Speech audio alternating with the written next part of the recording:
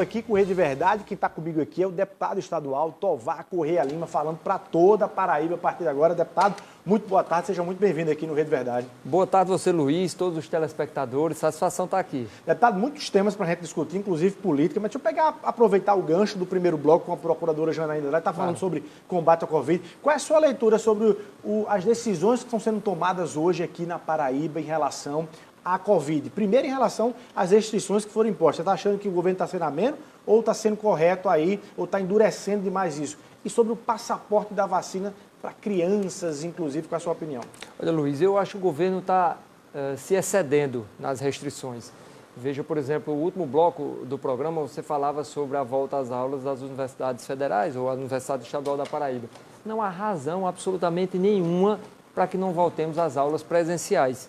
Ora, eu estive domingo agora numa procissão, eu estive em festividades no mês de janeiro. Aliás, praticamente a maioria da população fez isso. Nós já estamos vacinados. Ontem eu tomei minha terceira dose de vacina, então estou protegido. A grande maioria da população também já pegou o Covid. Graças a Deus, de uma forma mais amena agora, porque a Ômicron, por conta das vacinas e uma série de outros critérios, ela termina sendo um pouco mais amena também.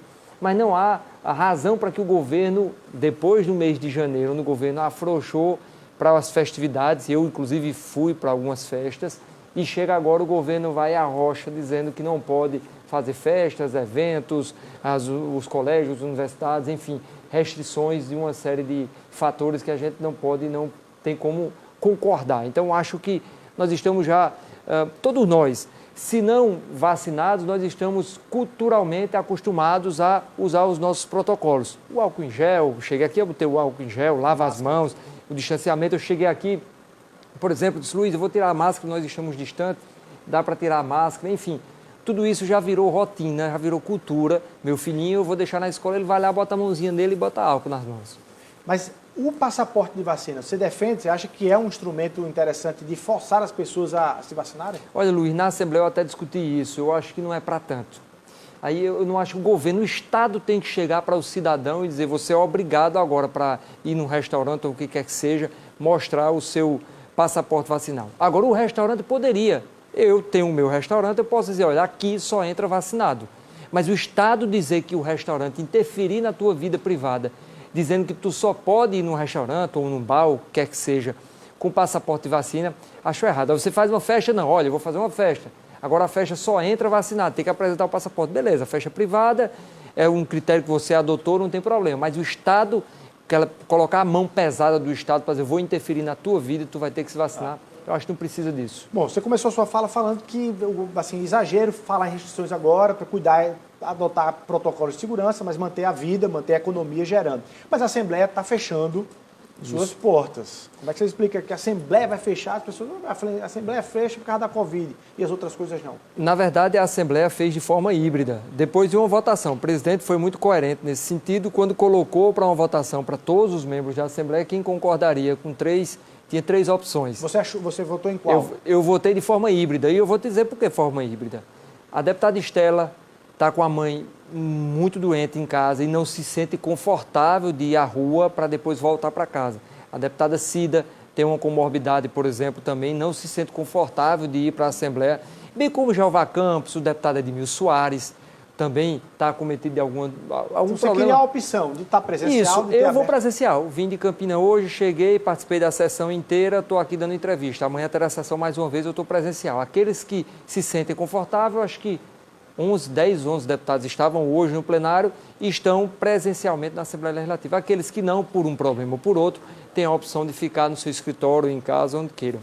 Da Covid para a segurança pública, você acompanhou essa relação toda do governo com as polícias, enfim, o governo, inclusive, prometeu voltar para a Assembleia alguns projetos de reformulação daquilo que a Assembleia aprovou da Lei de Proteção Social. Você vai votar com o governo agora, deputado? O governo, inclusive, mandou já um projeto que eu discuti muito com o Adriano por telefone durante o final de semana, com o presidente, para que a gente adiasse. Eu sou a favor do diálogo, a exaustão do diálogo. O presidente adiou, já à tarde nós vamos ter uma audiência pública daqui a pouquinho para que a gente possa discutir sobre esse tema. Sobre temas, com os membros, né? São cabos, soldados, são capitães, são coronéis, enfim, tenentes coronéis que vão participar dessa discussão para que a gente possa... Já é um projeto que chega à Assembleia Legislativa para uma atualização, um avanço daquela discussão que nós tivemos no mês passado sobre a Polícia, aliás, foi no final do ano, desculpa, sobre a Polícia Militar. As forças de segurança do Estado da Paraíba, elas estão sem um link com o governo. Eu digo isso sempre. Tanto que está havendo, né, houve paralisação, nós acompanhamos tudo isso, e o governo nenhum tem o poder de cortar esse cordão com a força de segurança, porque quem peca, quem perde é o cidadão. O governo tem que estar sempre junto, sempre discutindo, sempre conversando. Infelizmente, o governo do Estado pecou nesse aspecto, nós tivemos um problema sério, agora está tentando remendar esse problema. Eu digo sempre, só se remenda com muito diálogo, com muita discussão, para que a gente possa entender todo mundo. Eleições 2022, deputado, por falar em diálogo, por falar em concertação, depois de muito disse-me-disse, de especulação, de reuniões e tudo, chega-se a um dia em que o ex-prefeito Romero Rodrigues anuncia publicamente que apoiará a candidatura do deputado Pedro Cunha Lima, que se manterá na base da oposição ao governo João, na base lá de Campina Grande, do grupo do qual vocês fazem parte. Vocês receberam essa notícia como, deputado? Com alívio? E qual é o reflexo dela para a vida política de vocês? Luiz, eu não posso nem te dizer que recebi com alívio, porque eu já sabia com bem antecedência, né? Eu me dou muito com o prefeito Romero, vocês sabem disso, eu tenho uma relação pessoal com o Romero muito estreita. Um dia antes, na quinta-feira, nós havíamos viajado para o Brejo da Paraíba, eu e ele, uma pessoa que deve votar em mim e no ex-prefeito Romero, e ele havia me dito que ia se pronunciar. Romero sempre foi um homem muito coerente. Se você volta nas decisões de Romero lá atrás, sobretudo as decisões políticas, que elas são mais expostas, você vê que ele sempre foi muito coerente.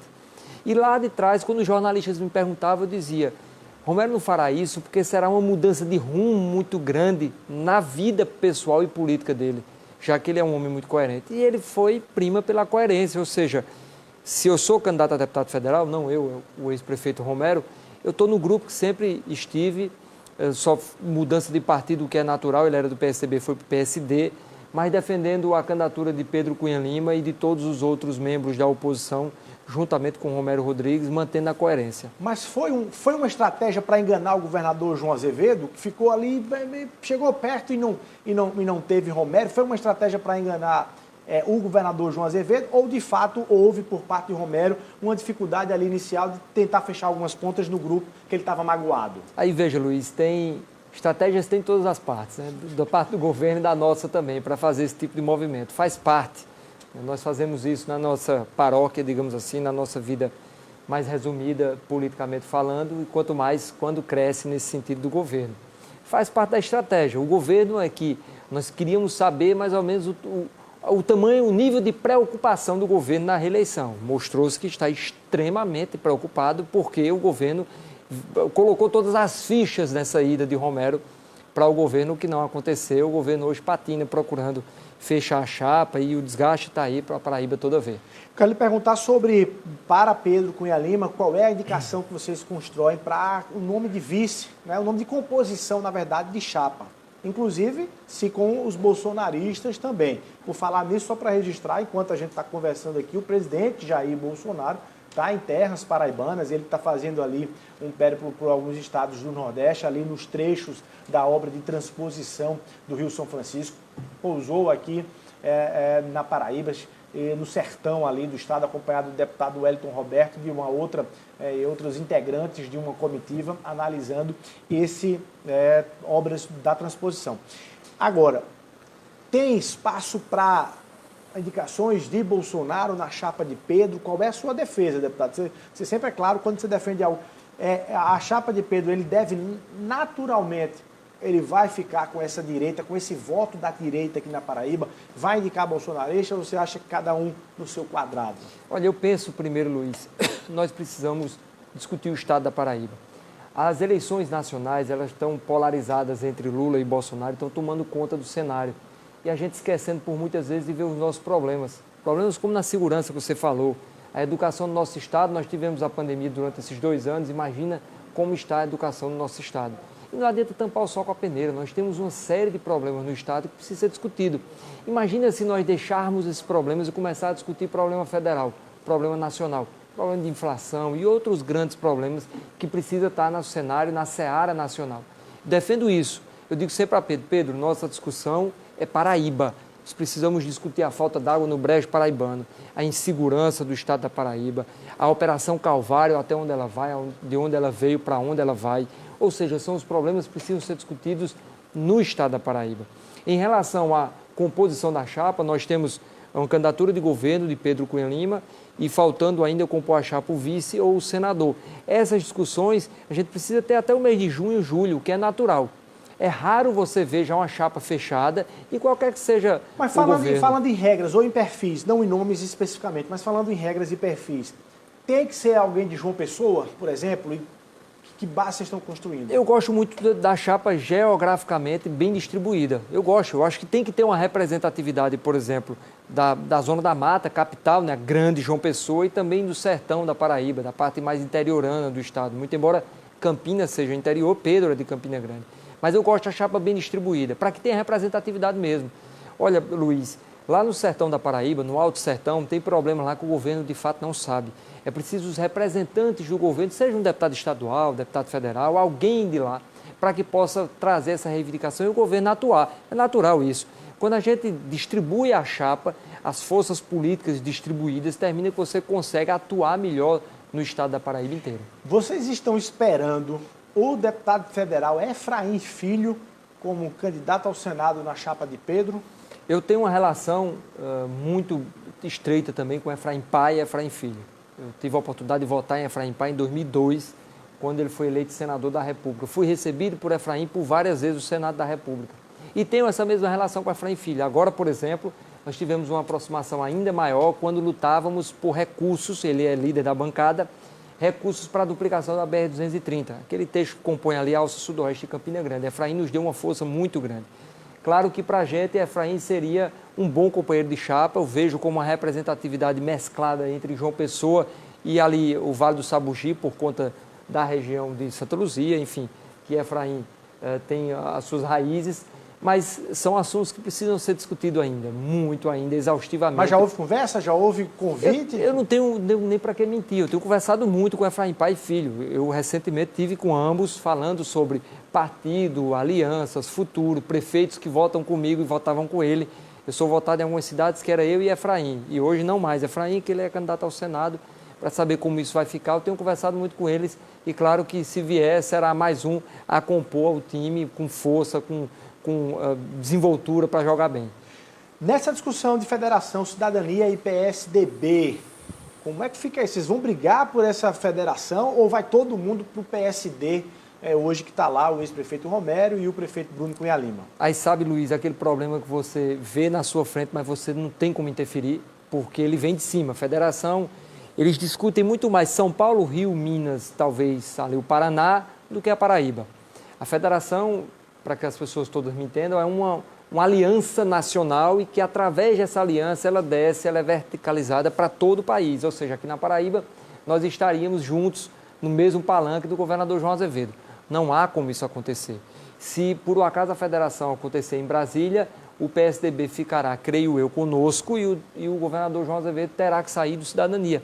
E eu vou te justificar, é muito simples. As pessoas às vezes ficam jogando, alguns aliados do governo jogam, as raízes que Cássio, Pedro, eu e todos os outros aliados, nós temos fincadas no PSDB é muito maior do que as raízes que o governador João Azevedo tem no Cidadania. E o partido é maior, inclusive. Não há raízes, não tem como uma roda grande entrar na pequena. Ou seja, se esse cenário acontecer realmente, o Cidadania ficará conosco nessa coligação e o governador deverá procurar uma outra legenda.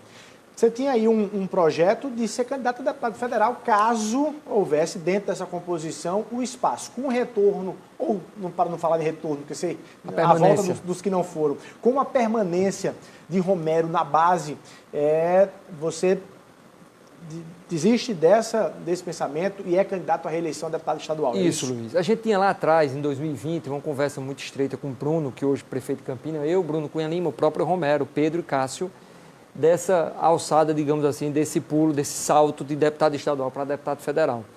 E eu dizia naquela época, eu sempre gosto de olhar as coisas lá mais na frente, eu dizia, olha, só se me couber, porque Pedro pode ser candidato a federal e Romero, que seria candidato a governador, eu estou falando de 2020, também pode recuar e ser candidato a federal, então não me cabe. As coisas mudaram, Romero de fato vem para deputado federal, não me cabe nessa disputa E eu, mais uma vez, eu recuo um pouco dessa postulação e sou candidato, pré-candidato hoje, a deputado estadual mais uma vez. Tá. Deixa eu aproveitar duas perguntas aqui, apesar do nosso tempo aqui. A primeira delas, a relação de Romero Rodrigues com Bruno Cunha Lima. Como é que você avalia hoje? Está boa? Tem ali aí onde alguns arranhões ou já superou? Não, boa sim. Ele tem uma relação...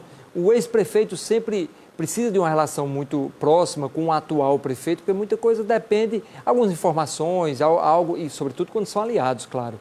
Algo que começou na gestão Romero e Bruno continua. Eu vou dar um exemplo que eu tive a oportunidade de projetar como secretário de Planejamento.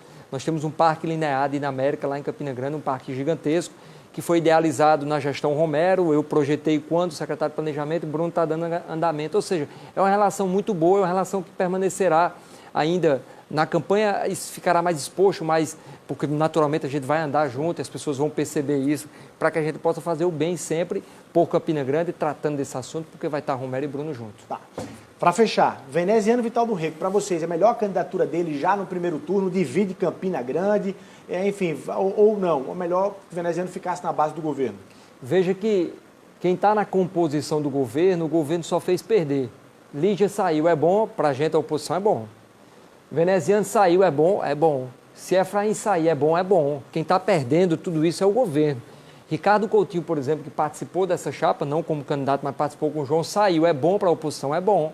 Afinal de contas, hoje, eu, Lígia, Veneziano, Bruno, Romero e todos os outros, nós somos oposição. Nós temos pelo menos um ponto que nos liga.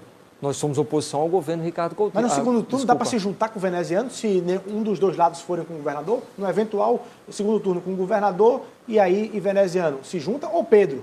É possível juntar esses dois blocos de Campina Grande? Acho que sim, eu não vejo problema em relação a isso. Não há tanta espinhosidade de ambos, de Veneziano e Pedro, para uma impossibilidade de uma união no segundo turno.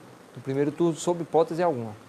Tá aí, todas as revelações, sem restrições aqui contra a Covid, do deputado Torvar Cunha Lima. Queria agradecer, deputado, sua presença aqui no De Verdade, e sua transparência toda, enfim, franqueza aqui. Muito obrigado. Eu agradeço a você, Luiz, a todos os telespectadores, meu beijo, meu abraço e sempre à disposição. Bom demais. Bom, a gente vai ficando por aqui. A você o nosso abraço, muito obrigado pelo carinho da sua audiência e até amanhã, se Deus quiser.